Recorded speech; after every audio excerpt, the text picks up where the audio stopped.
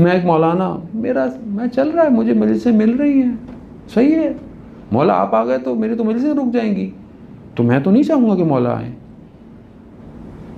हम सबको यही तो टेंशन है, बाज़ लोगों को भी इमाम आ गए तो टेंशन हो जाएगी भाई। हमारे एक दोस्त थे, कहते मैंने कहा यार अल्लाह करे इमाम का जल्दी ज़रूर हो। बहुत पुरानी बात कर रहा हूँ, 14-15 साल पहले, उस समय मौजे में नहीं आए थे। मैंने कहा जल्द से जल्द मौला का ज़हूर हो। कहते हैं नुसरत भाई क्या कर रहे हैं, क्यों? कहते हैं अभी से आप ज़हूर कर देंगे, मेरी तो अभी शादी नहीं हुई है।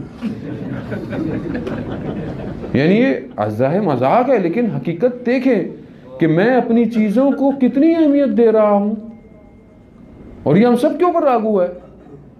आप अभी बोलेंगे भाई मेरी तो शिपमेंट आ रही है, ज़हूर आ गया तो शिपमेंट रुक जाएगी। आप अपने आप से दिल पे हाथ रख के पूछें अज़ीज़ाने मोहतरम, क्या मैं चाहता हूं कि मौला का ज़हूर हो? जुम्मा गुजर गया, कई जुम्मे गुजर जाएंगे जिंदगी के। तो अज़ीज़ाने मोहतरम, वहाँ मदीना में छोड़ दिया था लोगों ने, आज हमने दुनिया में छोड़ दिया है इमाम को।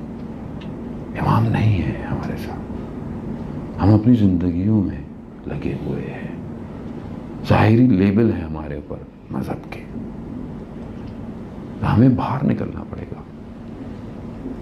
एक शख्स ज़ियारत पे जा रहा था, मशहद बस में जा रहा था, बराबर में देखा एक लड़का आकर बैठा। तो देखा कि लड़के की तो शक्ल से लग रहा है बड़ा मानवी, और तो बातें करने लगे कि लंबा सफ़र है, सफ़र कट जाए।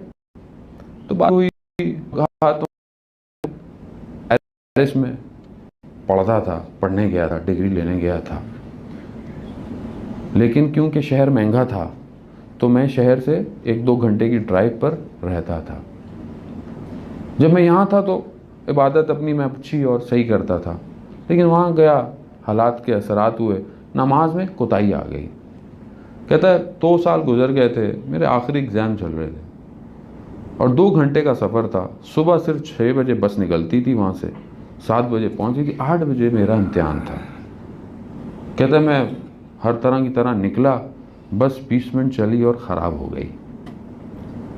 अब वो ड्राइवर लगा हुआ है बस सही करने में कहीं, लेकिन बस सही नहीं, टाइम हल्के हल्के गुजरता, मेरा इज़्तिराब बढ़ गया, परेशानी कि अगर मैं इम्तिहान में नहीं पहुंचा तो फिर मुझे सारी मेहनत मेरी ज़ाया हो जाएगी और मेरा साल ज़ाया हो जाएगा।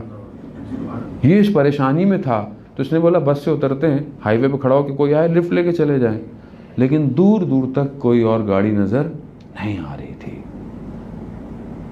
आखिर में वो ड्राइवर उसने कहा कि ये सही नहीं हो सकती, मुझे एक पीछे वापस जाकर किसी को लाना पड़ेगा।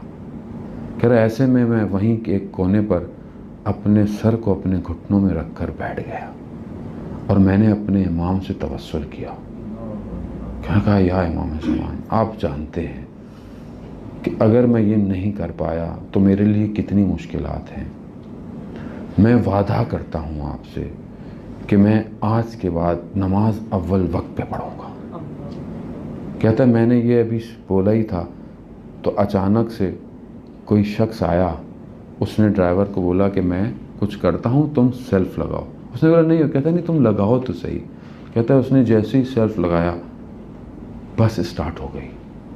कहते जब बस स्टार्ट हुई तो सबसे पहले दौड़ कर बस में बैठने वाला शख्स मैं था, लेकिन जैसे ही मेरा एक पाँव बस में था और दूसरा बाहर, तो वो जो शख्स जिसने सही किया था वो गेट की तरफ आया, उसने मुझे कहा जो थोड़ी देर पहले तुमने वादा किया उस पर कायम रहना। कह रहे ये मैंने सुनना था कि मेरा बदन साकित हो गया कि ये अल्लाहुम्मा सल्ली अला मुहम्मद